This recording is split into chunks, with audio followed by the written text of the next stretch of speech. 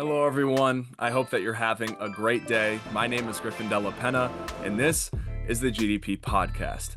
For those of you who have followed my career somewhat to this point, you might remember for a very short amount of time, a few years ago, I actually did do this podcast. It was during my sophomore year at Canisius University, right after COVID, and there were really not a lot of ways that I could get sports broadcasting experience and opportunities because there weren't internships. I wasn't really allowed to do a whole lot on campus in terms of live broadcast.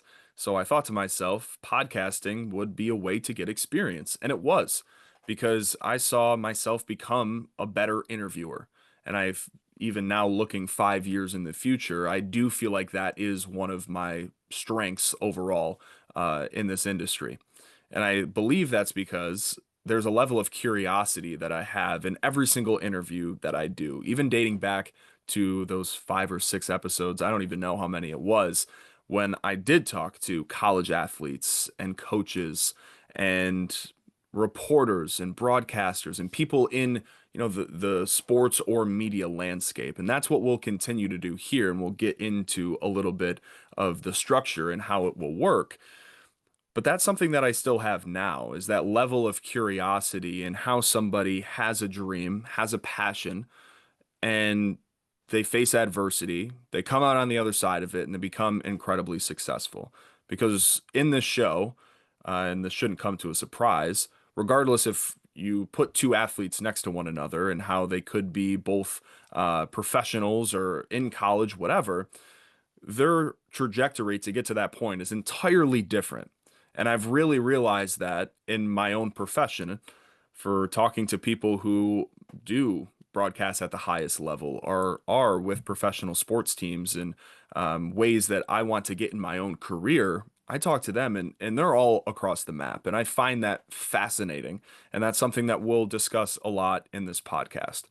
But you might be thinking to yourself, why do you want to do this if 5 years ago you started it and you didn't stick with it? And honestly, that's something that I wish that I did. And it's a very valid question overall. And I think it boils down to two different reasons. The first being that me doing this podcast is experience. It's a way for me to continue to get my skills better, not just in interviewing, but as an entire broadcaster. Being able to talk off the cuff like I am right now, that is incredibly invaluable. And it's another way for me to get my name out there. This is a very, very competitive industry, one that I probably underestimated to a certain extent. And as I want to continue to elevate myself, I have no idea what to expect with this podcast, but if it could somewhat turn into something that could make me more marketable in an industry that is going more towards social media and not towards traditional broadcast anymore on TV. So that's number one. Number two is I thoroughly enjoy this. I remember those times I was so excited. I remember the nerves before talking to certain people, and I want that again. I do interview people a lot in my current day-to-day job, or as a freelancer with different professional teams and organizations. But I feel like there's still something that's left on the table. There's more that I could be doing in my own professional life that could, one, help me get better, but two, it's just going to make me happier as I've reflected and thought about this past year in my life and what it's kind of meant to me after school. And, we'll kind of discuss my journey here in this episode in just a little bit, but I faced a lot of stuff in my career, adversity that way, mentally, physically, and that all is something that I find important. I hope that you guys also, as a listener or a viewer here on YouTube, find impactful and find empowering. And if that could mean something in your own life, that you hear somebody who dealt through something that could be what you're experiencing now or just a very difficult time and come out on the other side of that. I feel like that is ultimately what I want to do in this show.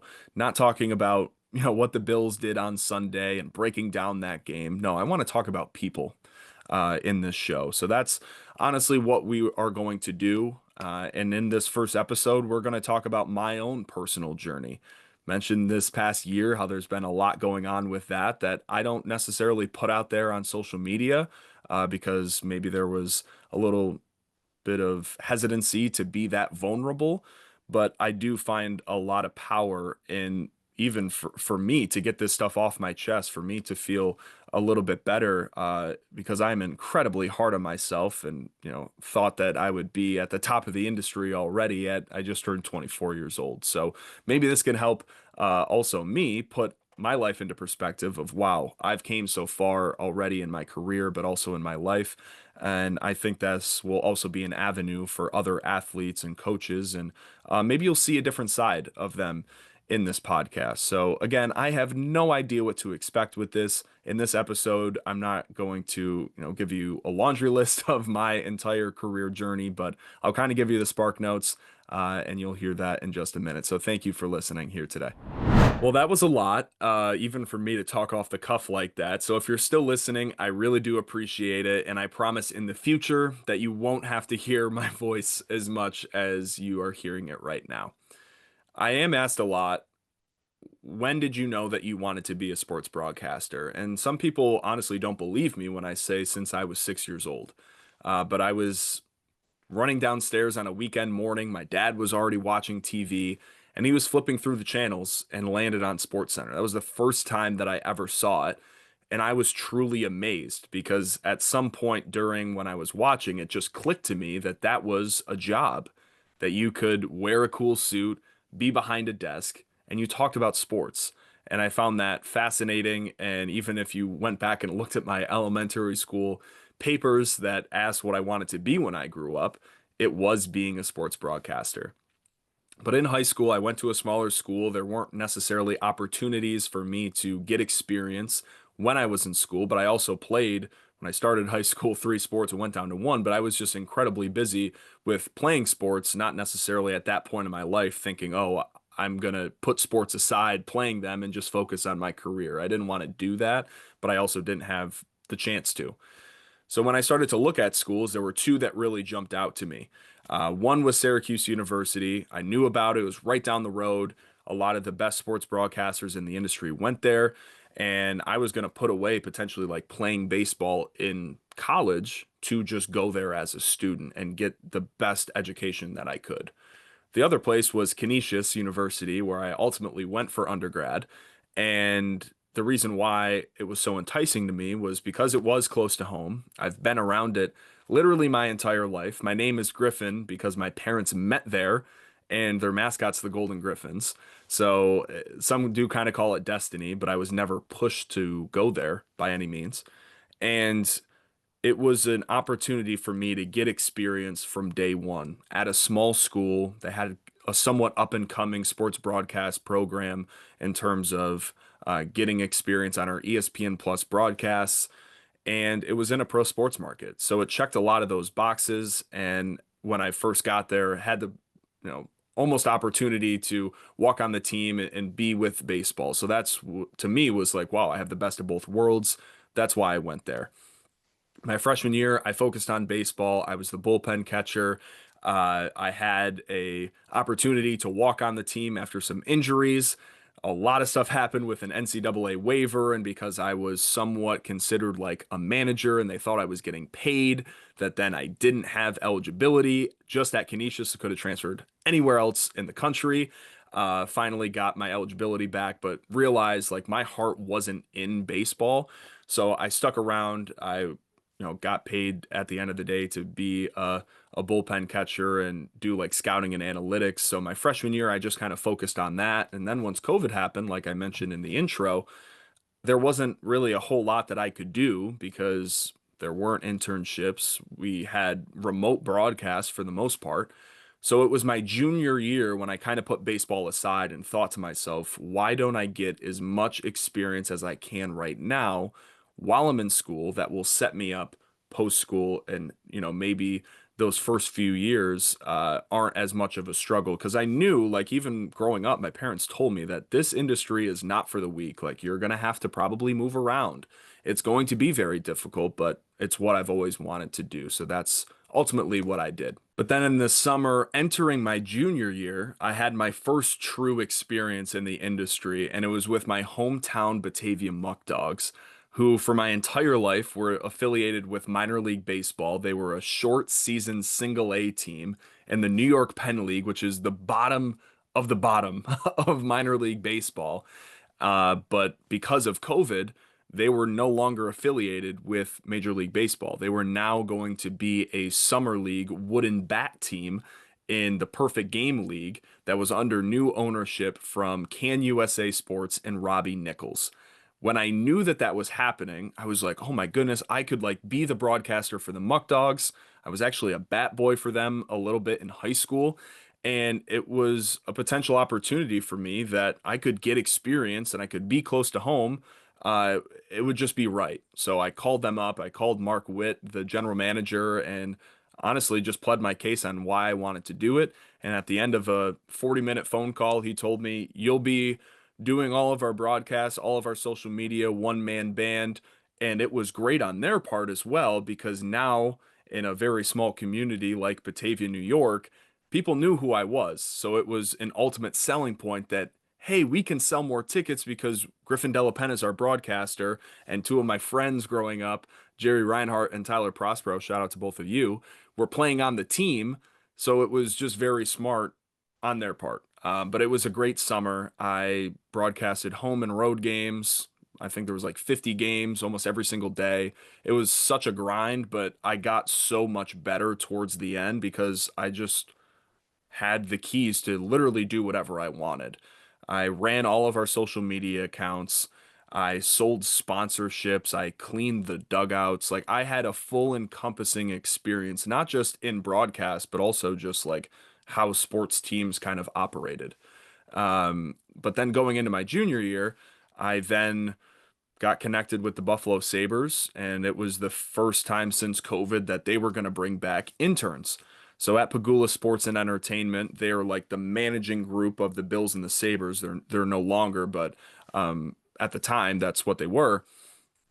And I became a media and content intern that was kind of strictly with the Buffalo Sabres and the Buffalo Bandits indoor lacrosse league team. And that was, again, just another amazing experience for me to understand how now pro sports operated.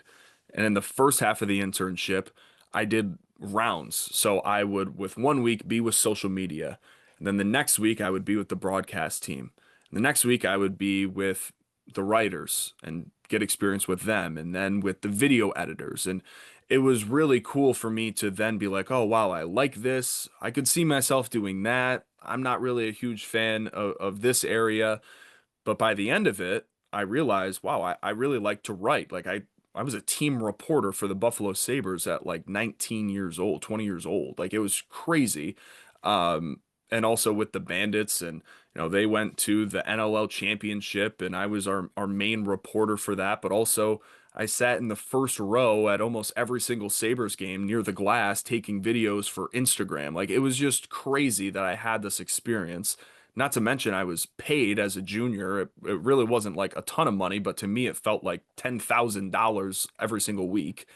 And that was awesome. It was an amazing experience with the Sabres. And then I also started to broadcast more at Canisius, calling games for all of our different teams, and specifically with baseball, which was so cool because I'm calling the games for like all of my best friends and roommates at the time. And I don't think there's many people who can honestly say that at any point in their lives. So it was a really unique experience in my junior year.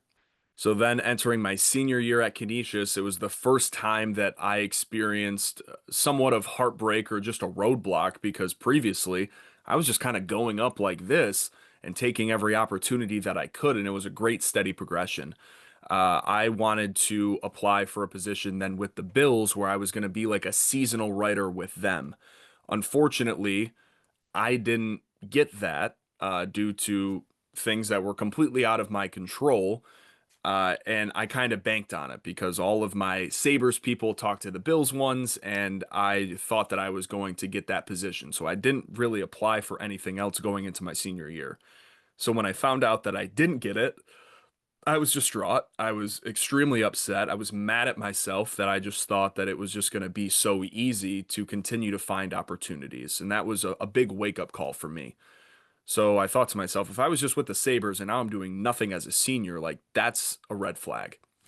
And I thought, okay, well, I see what's going on at Canisius right now in the athletic department. And if I look at content from other mid-major schools from across the country, or even other programs that are in the Metro Atlantic Athletic Conference, their conference, that we're kind of getting passed by with some of our coverage. So it was a very mutual beneficial thing. I was actually on a flight to Denver, Colorado for my 21st birthday with my family, and I wrote out an entire content plan, taking everything that I learned with the Sabres and then wanted to apply it with Canisius and be the face of our coverage, regardless if it was on social media, coming up with original content series, or on our broadcasts. And thankfully, my boss, Matt Reitnauer, he agreed. It was great for him as well to have, somebody in the building. And even though I was still in undergrad, I was essentially like an employee. I wasn't a GA. They couldn't get me like a master's degree because I was still in undergrad. But I worked for our athletic department and almost full time as well because I had like two classes my senior year. I don't even know how it worked, but that's what I did. So I did over 100 ESPN broadcasts doing play by play, doing sideline reporting or studio hosting, but also was able to talk to alumni in my Griffin Report podcast or in around Canisius Athletics, where I felt it was very important to have not just men's basketball, women's basketball, and hockey talked about every single week, but also some of our more, niche, if you will, Olympic sports. So I created a series called Around Canisius Athletics, where in under 2 minutes and 20 seconds, I had to recap everything that went on the week before for the sports that were in action and also preview that upcoming week. And I had a lot of fun with it. It was very creative for me. And my time there, my senior year, was just so much fun. Like every single day, I was like, what can I do next? It was awesome for me to have that relationship with all of our student athletes that were the same age as me, but I was covering them and also very close with a lot of them too. So it was really, really unique. And once graduation started to approach, I thought to myself, what am I going to do next?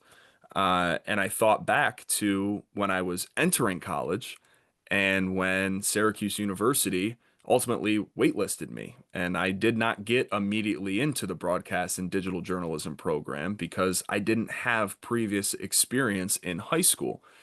So honestly, as a personal spite, to be like, wow, look at what you guys missed out on, trying to prove them wrong in a sense. I started to see people on my timeline on Twitter that were grad students at Syracuse. So I thought to myself, I might as well just apply. Like I could then almost use that as motivation moving forward. I use it as motivation certainly throughout my time at Canisius, and be like, wow, kind of like a told you so moment that I'll apply to your program. I always thought about going to grad school as a possibility, maybe down the road, because I wanted a master's degree, but I wasn't like dead set on needing to continue my education after I was done at Canisius.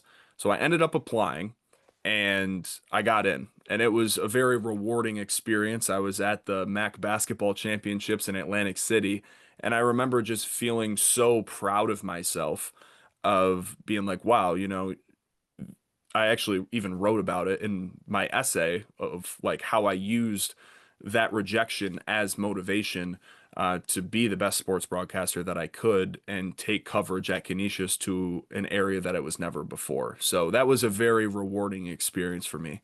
All right, so I apologize for breaking this up. It is honestly much harder than I probably anticipated to talk this long-winded and make sure that I have all of my facts straight for the timeline, but once I got accepted into Syracuse, I wanted to go see campus. They invited me for an accepted students day, and quickly I realized that I would be an absolute fool if I didn't have this be my next step in my journey. And the reason why was because there were going to be people in my corner who could take my skill set to the next level. My education at Canisius was fantastic. It was a great print journalism program, but I didn't have professors really who spent decades in the industry in terms of broadcast. I didn't have professors like that. So a lot of my experience up to that point was more self-taught. I mentioned it with the Muck Dogs internship, but at Canisius it was the same thing too. I was just thrown into the fire. I was learning on the fly, and I would reach out to people and try to connect with other broadcasters and look for feedback or watch games and also then try to take bits and pieces of people that I emulated and have that be my own style. But I felt like I was leaving a little bit on the table. And at a place like Syracuse, who has professors like that in almost every area in local news and reporting that way and being a better storyteller and my on-air presence and pacing and my voice, like there were so many different areas that I didn't necessarily really even know about because that wasn't a part of my undergrad education that now I would be getting at Syracuse. So that's what I decided to do. It was a short program in terms of you take a 2 year master's program and consolidate it into 13 months. So I graduated at the end of May in 2023 from Canisius, had June off, and then 4th of July weekend, I started my master's degree, and it was so fast paced. It was incredible the amount of learning that I did in that short amount of time. But it was very vital to me to make the most out of my experience because it was in such a short amount of time that I immediately reached out to Matt Park, who is the voice of the Orange, but then also in charge of what students are able to get broadcast because it's incredibly competitive to get on air reps, specifically on the TV side of things. Up at that point, I've never been on radio before, and that's kind of the usual progression for students is that they start at the bottom, they have to work their way up to get on air reps as an undergrad from their freshman to their senior year. So now I'm kind of coming around from like the back door and now almost getting opportunities and that could have rubbed people the wrong way. Thankfully, I don't think it really did because I proved from day one that I can do this, like I've had experience in my undergrad and thankfully they trusted me. So early on in the fall, I started to broadcast Syracuse volleyball games and was our main play-by-play broadcaster for that. And that certainly molded as the year went on from doing women's basketball games, being able to be a studio host, something that I never really did at that magnitude before for, the largest in terms of student-run productions in the country that had a pregame show, a halftime show, and a postgame show. And that was, again, something that I didn't have previously uh, up until that point. So now I'm getting to be a studio host for ranked teams in the country for men's and women's lacrosse and men's basketball and women's basketball and getting to also do play-by-play for those games. It was incredibly rewarding and an experience that, again, I think took my skill set to the next level. So shout out to Professor Olivia Stomsky, who is still always in my corner. And that's another reason why I loved my time at Syracuse because they're people that genuinely care and they wanted what's best for me and they recognized how dedicated I was to this industry and that they wanted to do whatever they possibly could to, again, help me get to that next level. And because of the structure of the program and how it is a little bit different, I walked in May of 2024, but I didn't get my diploma, and we still had all of summer to fulfill our requirement for our master's degree. So we had class on campus for the first 6 weeks, and then we went out and had our capstones. And for my capstone, I was selected to go cover NFL training camp, and there were 6 different markets across the country that we were paired up with local TV stations and got to be an everyday reporter at that team's training camp.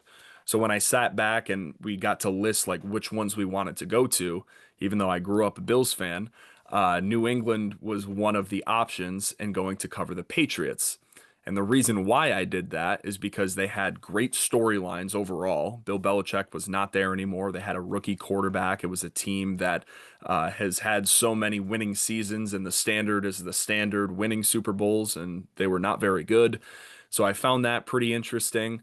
But it was also a great media market that was, I think, the highest of any of the other six that I got to choose from. But it also was a city that I would love to live in someday and be in the New England area because their sports coverage, I think, is amazing. So that's what I did for 6 weeks. I was paired up with a TV station in Providence, Rhode Island, WPRI. And for those 6 weeks, I just tried to do as much as I possibly could. I made TV packages each and every day. That sometimes they were aired, sometimes they weren't, but it was still just great practice to be able to see what was going on the field, know the big storyline, and then take it from there. Some of my favorite moments were being able to have a joint practice with the Philadelphia Eagles, who eventually won the Super Bowl, and to be around a lot of those guys and ask them questions and be in the media scrums. And everybody knew that I was somewhat of an intern and that I was just finishing my college degree. But by the end, I felt like I built up a level of respect with all of them because I wasn't afraid to ask questions or to put myself out there for a potential rejection from PR because I wanted to do a sit down one-on-one with a different player. So that was a really unique experience. And towards the end of it, then I'm thinking to myself, all right, I'm ready to go. I want to start my career and was deep in the job hunt towards the end of training camp. However, throughout that summer, I was dealing with pretty bad back pain, and it wasn't common for me to feel that. I'm a big golfer now and didn't even bring my clubs because I golfed a few times earlier before I left for New England, and it was just really bad. So it kept getting worse throughout the summer. And I just thought, okay, I'm in an Airbnb for these 6 weeks. Like maybe I just don't have a good bed, whatever. Fast forward to this time last year, it was right around Labor Day. And unfortunately, I was riding my bike and got caught in a rainstorm. And in that rainstorm, I had a terrible wipeout. My tire went right out underneath me when I was taking a turn, going pretty fast. And I hit the deck hard, bleeding everywhere in my legs.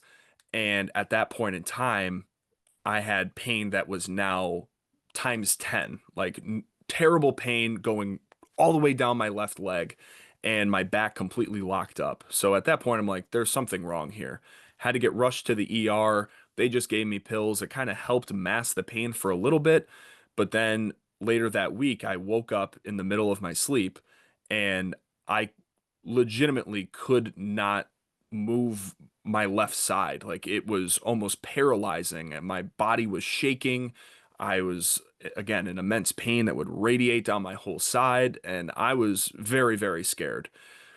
Later on, I could not sleep for days on end because I couldn't stand still. I couldn't sit. I couldn't lay down. The only time where I was not in pain is if I was up and walking. So at that point in time, I had some potential job offers that were on the table, but wanted to give myself at least a month or two because this was now going to be the only time in my life where I get to take a deep breath. I worked so hard at my time at Canisius, I didn't really have any break, and then did legitimately everything I could at Syracuse. So I felt like I was giving myself at least a little bit of time to regroup before I started my career. The only problem with that was is I was not relaxing at all because I was in terrible pain that honestly was killing my quality of life. And after going to the ER multiple times, I realized that there was something that was very, very wrong, but we weren't getting answers. So it was incredibly frustrating not knowing what was wrong with me. And I knew at 23 years old, like something's up. This is not normal.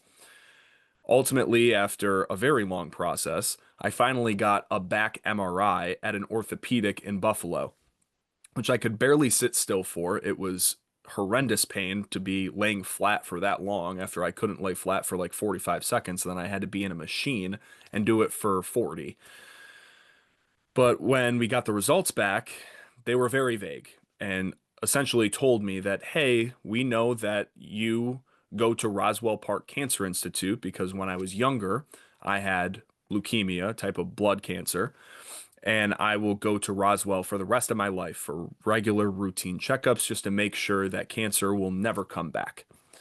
And what they told me is we kind of see something vague here. We don't really know what it is. So we would like you to go talk to neurology at Roswell. And at that point, I'm starting to freak out because I don't know if I have cancer again. Your mind just really starts to swirl. Thankfully, Roswell got me in quick, and I had to go in for more scans and more MRIs. And I'll never forget the day. It's going to be later this month on September 27th. I had a meeting with Dr. Lipinski, and my parents were there with me. And I just had a very, very bad feeling that there was something not right with me and how the doctors were interacting with me. And finally, uh, we sat in a room that was about a 6 by 6 cube, and my parents were with me. I'm sitting on the table, and five doctors come in. And that's when I found out that I had a spinal tumor that was located in my spinal cord somehow. They didn't know how it got there, they didn't know how long it got there, and they thought that it's been building over time. And when I had my bike accident, that it got lodged in my spinal cord and was hitting nerves. So that's why I was having the terrible pain that I was, specifically down my left side, because it was hitting nerves. At any point during that entire sequence for nearly 4 weeks, I could have lost bodily function. I could have became paralyzed. Very, very scary stuff. But the first moment that I think about during this is, do I have cancer again? Like what are we going to do? So they described to me where it's located towards, the back of my lumbar spine and my thoracic spine at a very strange spot near the nerve bundle. And all these things probably mean nothing to you guys, but I'm just trying to explain how scary the situation was. And what they told me was, we need to get this removed immediately to see if it's cancerous, and we also need to check your brain and other parts of your body to see if there are more. And what their worry was is because when I was younger, for my leukemia treatment, you can develop tumors in your nervous system through chemotherapy. So they were very worried that there was a link from my cancer diagnosis to that, uh, which again raised a lot of red flags and then would make you ultimately think that it is cancer. So my doctor told me that it was a Friday. She said next Friday on the 4th, that's the soonest that we can do this and get this done. So I was like, okay, well, we have no other choice to get surgery. And I wasn't going to know if it was cancerous or not until after the procedure. And it was a very strange feeling knowing now with something that's this large, I have to put my entire career on hold and focus on this new health journey, that there are so many unknowns at a time in my life where I was so excited to start my life. I've worked so hard, so many years going into this, that now I just want to reap the benefits of that and start my career. And because I was so scared of the potential outcome, I didn't really put a whole lot of thought into what the rehab was going to look like from having a major back surgery like that. October 4th rolls around. I'm at Roswell. I feel great. This was going to be a very long and delicate procedure, being that it was my spinal cord. I had my whole family there with me, and after a 6, 7 hour surgery, I came out of it, and that was the worst pain ever. It was horrendous, and that was going to be the road to recovery. I stayed at Roswell for about 5 days, and the first day, I had to lay completely flat for 24 straight hours. I could not move because they were worried after stitching up my spinal cord that if you lose any of that spinal cord fluid, that's not good. So then slowly but surely over those 5 days, I could change the angle. Luckily, the procedure went great. Um, and on the fifth day that I was there, we got all the biopsies back, and thankfully I found out that I did not have cancer, which even talking about it now will always get me emotional, just because that could have changed again the course of my life even more than what I was going to experience in this road to recovery. Luckily, I have an amazing support system that were going to be with me throughout it all. It did happen, looking back, at a great time, because there were jobs that I was applying for and was offered that were hundreds of miles away, very far away from home. And if I was by myself at that times, I don't know how I was going to get through that time, or just starting a job in general and having this major life alteration happen, and then potentially my job won't be there after that because it was going to be multiple months of recovery. Thankfully, then I came home and I was living with my parents, and they were my support system during that time, where every single day I made it apparent that I was going to beat the odds of this. I would go to PT 3 times a week. I had to relearn how to walk, how to get around my house, and I had a walker for over a week after that, 2 weeks. I probably should have had it longer, but I was determined to not have it. And throughout all of last fall, all I did with my time was go on walks because what they told me was the earlier that you can strengthen all of those muscles, the better off you're going to be, that you are never going to have back issues for the rest of your life due to this injury. After a very extensive surgery and going through all of that pain and having to take a lot of medication to even function, I wanted to do whatever it took to get my quality of life back. Thankfully, my recovery was going good enough that I could start to call games again and be back out in the field. And that was something that I could look forward to because so much of my time I was just sitting in a house by myself, not able to move. I wasn't able to drive. And the mental strain that that took on me was something that I never felt in my life. And I can say right now, and being fully transparent, that was the first time in my life where I became incredibly depressed.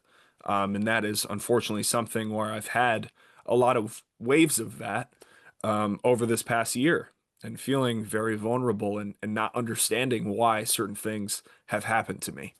In early November, I had my first broadcast back that I was so looking forward to. It was a little over a month after I had my surgery, and I called a Canisius men's basketball game against St. Bonaventure, which is a great rivalry in general, but it also just means a lot to me because 2 years before that, I had my first ever men's college basketball call on ESPN for that same matchup where Canisius had a crazy comeback and ultimately won in overtime. So it was just very meaningful on multiple different levels. And that then started my time with the Rochester Americans again when their season continued to progress and we had TV broadcasts. That's something that I did the year previous, also with the Rochester Nighthawks of the NLL. So I was starting to freelance again and get myself back out there in a limited capacity because coming back from those days, I was wiped out. Like it is absurd how detrimental a surgery like that can be in your life. I would never would have thought at 23, like stretching would be as important as it was, and how difficult it would be sometimes to get out of bed or to try to tie your shoes. And that was something that I experienced for multiple months until the calendar turned to 2025 and I started to be cleared for more things. I was able to drive again. I was able to kind of get out of my house and start to experience life again. And that's when I started to look ultimately at potential full-time jobs and get back to doing what I loved. The unfortunate part was that there wasn't a whole lot of jobs open at that point in the year at the end of January and February when I started to make myself more available for full-time work. And that's because jobs in this industry are very cyclical. They follow the academic year or sports seasons. So there aren't positions that are open until the summertime or for the NBA and NFL later on in the year. So I was kind of stuck of, wow, I'm ready to go. I'm so eager. I'm determined to show what I can do. And I was facing, unfortunately, a very difficult job market. And in some of the positions that I was looking for and maybe told that I was going to get right here in Buffalo ultimately didn't come to fruition. So it was then taking my depression from, wow, I can't believe that this happened to me, to now thinking the worst of, is this going to pass me by? If I don't work for a full year, is that going to be like a red flag where now I'm going to be like a casualty of this? There were so many thoughts that went through my head at that time, and ultimately it just made me feel worse of, I just don't really understand why this is happening. I felt like I had a bright future. I kept kind of climbing, and now I feel pretty stagnant. I'm just working some jobs here and there, and it was really hard. But once March rolled around, there was an opportunity with the Coastal Athletic Association where I work now. for a very unique job. There was a big sense of me entering this landscape where was open to going anywhere in the country for a great opportunity. But because of my injuries and not knowing if I could get another tumor at any point in time, it was important for me to stay somewhat local just for that peace of mind to know that I'm not going to move hundreds of miles away, at least in this short term time, and not know what is next in terms of my health. So that's why I ultimately took this job, was because it was a great opportunity, but it was also fully remote. So that then meant that I could stay here in Buffalo, then travel for all of our different championships and opportunities with the conference, but then also work as a freelancer still with all of the great connections that I have here in the Buffalo area. So at the time, it just felt really, really great. And my job is very fulfilling right now. I'm the director of creative content and multimedia reporter for our schools. And I was just so eager to start something and show what I could do. And I think in this role, I've been able to show a lot of creativity, thinking outside the box, instilling different original content series, but also then collaborating with all of the schools that are in our conference and all of the programs that are underneath that, and even though I'm remote, still try to come up with other ways for good and consistent coverage for our conference overall. Something that I also did underestimate, because I would say I was a little desperate when I initially got this job, was how hard it would be to work remotely and then also work for a conference. And what I mean by both of those things is I am a people person. I am someone who has loved and enjoyed in all of my previous experience working with an actual team or an organization or just being in school, right? So now in my day-to-day life, I don't necessarily have a lot of those same interactions with coworkers because I just see them on a computer screen, and that is hard. But also from the conference perspective, you don't have a lot of those same relationships with the schools because when you're working inside of an organization or a team, you can promote from within, whereas this, it is a little bit harder because you are almost a third party and you're trying to do everything you possibly can. But some athletic departments are a little bit more well suited than others. They have additional hands. They can answer emails faster. They can help with interviews or getting me other content, where other ones are just trying to do whatever they can to make sure that their stuff gets out. And I don't hold that against them whatsoever. But I started that job in March. I had a great end of the spring where there was a lot of travel involved, and I started to feel like myself again, which I'm so thankful for. Once the summer hit, it was very refreshing for me overall. In my personal life, I got to see my girlfriend more, where we do long distance, but also get to be outside, get cleared for golf again, and be around other people like my friends and my family, and be able to travel due to having flexibility with this job. And in college sports, not a whole lot goes on in the summer. So it was a great time for me to reconvene, to be able to do a lot of the things that I haven't been able to do for the past year, and also start to shift my focus into the fall and how I can continue to take this role to the next level. So that's what I've ultimately done since our fall sports season has started. But I will be fully honest that some days are entirely harder than others. It's still a huge adjustment for me to work remotely. During the summer, I also didn't have additional broadcasts to work or teams to be with. So that's something that I'm really looking forward to, is to be able to have a little bit more on my schedule from doing freelance opportunities, but then also starting to get to travel soon in my day-to-day job. It is a grind every single day. I think that mental health is something that is now very important to me. I've never, up until this past year, really had any struggles with mental health, and it's something that I'm very open with now. And I hope that if you are experiencing any of the feelings that I feel, sometimes on a daily basis, life is very, very hard. And regardless if I'm best friends with you or if you're listening to this podcast and you're just finding out who I am for the first time, I will always be there for anybody else who is struggling or needs somebody by their side or feels a sense of connection because you're going through the same thing in life or with work or stuck kind of professionally, because it is hard. Life is hard. And that's something that this last year has taught me. And trying to find other ways of happiness and to make yourself feel fulfilled is another reason why I'm starting this podcast. So that's a little bit about me. I know that I rambled extensively. And if you made it through this whole thing, I promise that these podcasts will be talking about other people than myself. And I truly do believe that it will be rewarding for everybody involved to hear about some high profile individuals as athletes, as coaches, as broadcasters, people who are in the sports realm or media realm, and how they've dealt with difficult times and how they've came out on the other side. I want this to be very empowering.